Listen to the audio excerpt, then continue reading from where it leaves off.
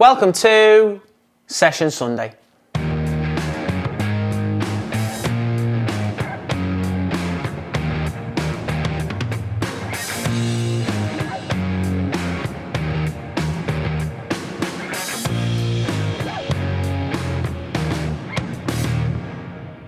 Hi guys, it's Jack Edwards and today's session is focusing around a defensive low block.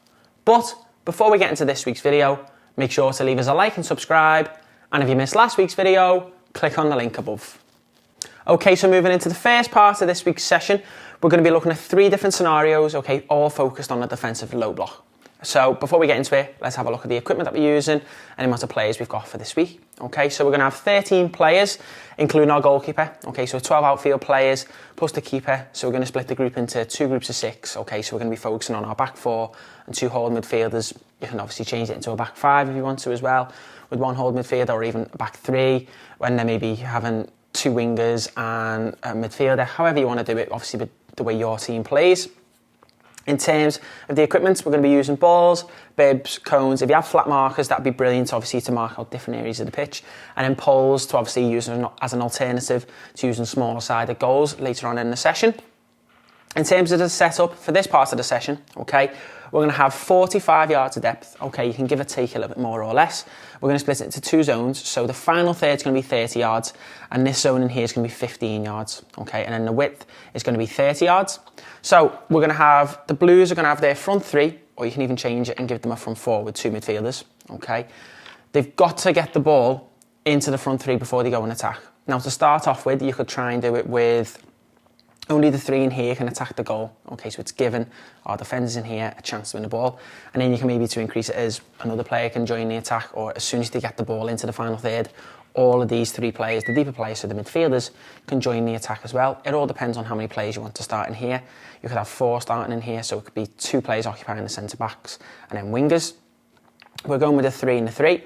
So the coach will play in. Okay, what we're trying to do is maintain our line. Okay, so we're trying to use this line here, as we're not trying to step in to press the ball. We're looking to obviously show the opposition into areas where we can win the ball. Okay, so when the ball comes out wide, sliding across, staying compact as a unit. Okay, so our holding midfielders protecting that space in between the back 4. Okay, so obviously their players are going to look to create space.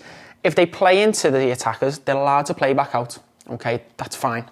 But obviously what we're looking for when these get the ball is trying to attack us. So we're defending in that final third. We're doing the bulk of our defending to win the ball back in this final third. It can be even defending crosses. This player could look to go to the line, and then they get players in the box. So again, they can have players joining the attack if you want them to. But obviously for the first that part of the session, we want a lot of success for the defending team.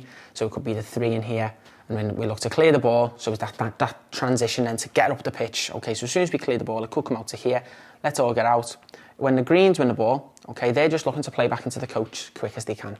Okay, so get the ball up the pitch, so relieve the pressure, okay, get our defensive line again, okay, they'll play into the Blues, then obviously could be changed. Once they play in, they might be able to get a runner, so we've got to deal with those runners from deep, we've got to deal with players coming higher up the pitch, so having that confidence to maintain the line, restrict the space in behind, we're trying to restrict that space, okay, make it as difficult as possible, force the opposition into areas, okay, so bad touches, force them into areas where they're going to have to be really sharp. The players on the back, okay, he's playing it in and around them, there's not much space for them to work in, okay, and eventually we look to pinch the ball and then play forward. So like we say, we can progress the drill to make it more difficult for the defending team to maintain that low block, and obviously more pressure coming towards them, but it's having that confidence in their ability to hold the line, okay, and then maintain obviously our shape, slide across as a unit, okay, when the ball goes wide we all shift wide, when the ball's centre we're in the centre, okay, defending the goal as well.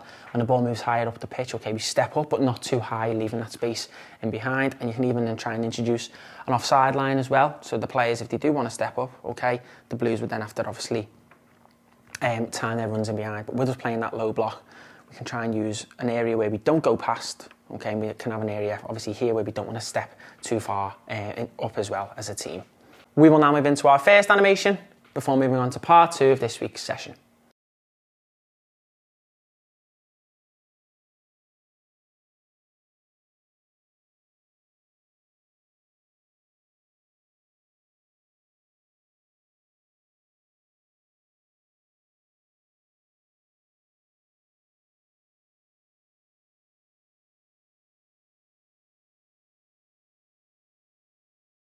Now moving into part 2 of this week's session, we're now moving into our second small-sided game-based scenario. Okay, this time we're going to be focusing on controlling the space centrally. Okay, so we're going to force the attacking team into wide areas. Okay, so we're forcing them to play the ball into the box. Okay, from wide areas where we're going to have an overload as a defending team. So backing ourselves to defend the cross. When the ball goes wide, we drop as a team. Okay, we restrict the space in the box in behind, look to win the ball back, and then play into the small-sided goals, which is going to be as if it's playing forward into the strikers, into the wingers, to then go and attack the goal. Okay, so in terms of the setup for this part of the session, we're going to go 45 yards at depth once again. Okay, so the box in here is going to be 30 yards at depth and 20 yards of width. And then the rest of our width is going to be 40 yards total. So 20 yards central, 10 yards either side for wide areas. So for the Blues, what they've got to do is they have to play into the central area before they go to score. Then they're free to do whatever they want. Okay, so we're trying to restrict that space. They can play the ball wide. Okay, then they can look to play in. Okay, so it can easily be, they can even play out wide, then put a ball in the box and someone scores, that's fine. Okay, but what they're trying to do and what a lot of coaches try and do is use that central area, okay, to play in, to get the ball into space out wide. Okay, and obviously we want to attack the goal, which is central, so that area of the pitch is where teams like to focus their attacks down. So we're trying to restrict it there.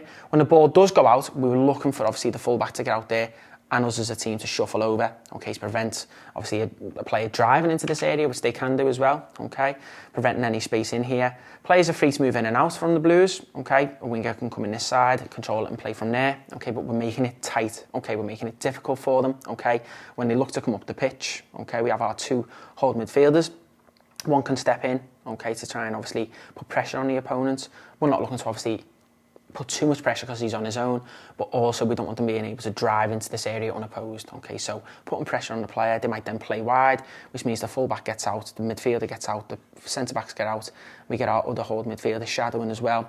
Players might move out into different areas from the Blues, okay, and then they might look to deliver, back ourselves to win the ball, win the second ball, and then can we burst forward? Okay, so we're looking more on the fullbacks, okay, and the hold midfielders, okay, to then get the ball into space and then look to play through, and then we'll start again. If the ball goes out to the sides, we're going to do natural just throw-ins, okay? The ball goes behind, off the goalkeeper, off the defender. You could do corners as well to another area to focus on the defending. But what we're looking at is staying compact, okay? Not getting too focused on winning the ball back all the time, okay, waiting for the right areas, a bad touch, okay, a pass into the areas where it's congested, where we can win the ball back, okay, so at the right time, can we pinch the ball, can we secure it, can we go forward, so setting those counter-attacks off, okay, so it takes a lot of concentration, awareness, and then that communication and organisation from the players in behind, even the goalkeeper, okay, to be talking to the centre-backs and the defence talking to the midfielders, okay, so that the players are always switched on and aware of what's around them, and then winning the ball in the right areas and being strong in that final third. We will now move into our next animation before moving on to the final part of this week's session.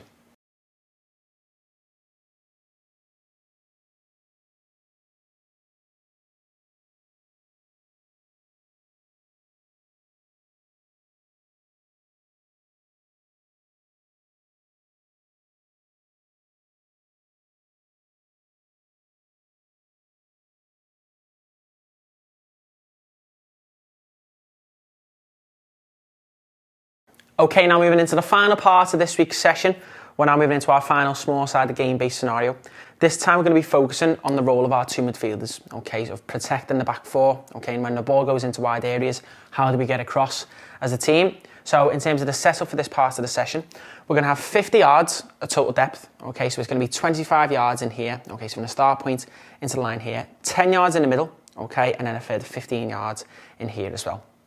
In terms of the width, we're going to have 40 yards again, so 10 yards either side where we can see these wide zones here, and 20 yards centrally. Okay, so the Blues, they can set up in the formation, it doesn't really matter. Again, you can have two strikers up there if you want, you can even try and put a midfielder in this zone.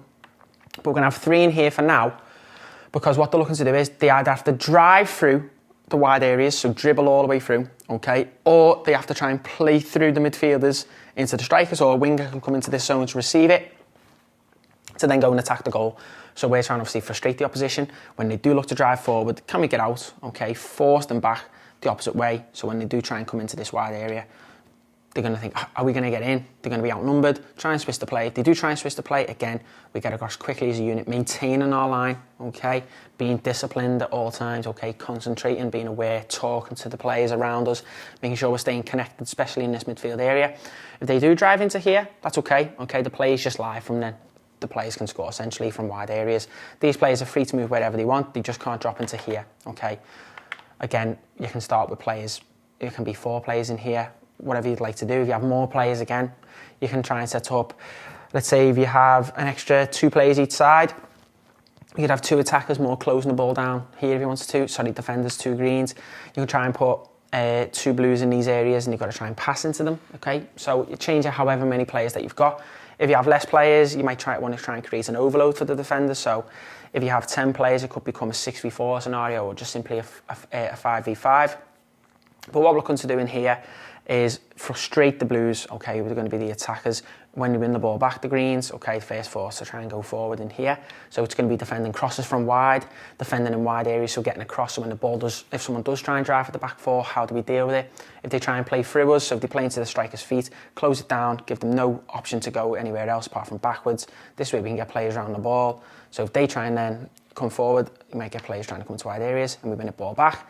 Try and play into that weak side, okay, through into the gaps in there. So it could be we set our winger off, we set our strikers off into space to then go and attack the other side. For the Blues, for them, it's stretching the pitch, making it difficult for us to defend because if they're very narrow, it's easier for us. Having the confidence to drive into these wide areas, but having the confidence as well to take the risk into the striker. There needs to be lots of fluidity, lots of movements, okay? So making it difficult for the Greens to track where the players are going to be. So again, you could get players dropping into this zone to try and receive it, turn and go forward. If players do try and go into wide areas, making sure it's quickly, okay? Because if they try and drive in at a slow speed, it's going to be too easy. If they switch the play, it's got to have to be first touch out with the feet, follow it up and drive in it and try and pull players out of position. So for the Greens, it's always maintaining that discipline, not getting dragged out of position, okay? Protecting that space in behind and forcing the Blues again into areas where we can win the ball, okay? So if it's in central areas, we're in quite tight. If the ball goes out into wide areas, okay, the fullback's obviously going to come out, centre-back comes across, fullback comes across, hold midfielders come across, okay, we're protecting that space in here again. Where's the pass going to go? They might switch play. By the time the ball switches play, we get across again. By the time the player tries to bring the ball forward, we've all got across. They might have had some movement. So if he does try and drive in, okay, that's fine. Where can our options be to win it back? This player might look to spin behind. We follow the runner, okay, we show them down the line into space, but in a channel where we can win the ball back, or we get set to defend the cross, back ourselves, and we clear it away, or can we control and then look to go forward? So again, we're talking about that discipline, that patience, okay, that concentration, and then we get the reward by not conceding any goals. We will now move into our final animation before concluding this week's session.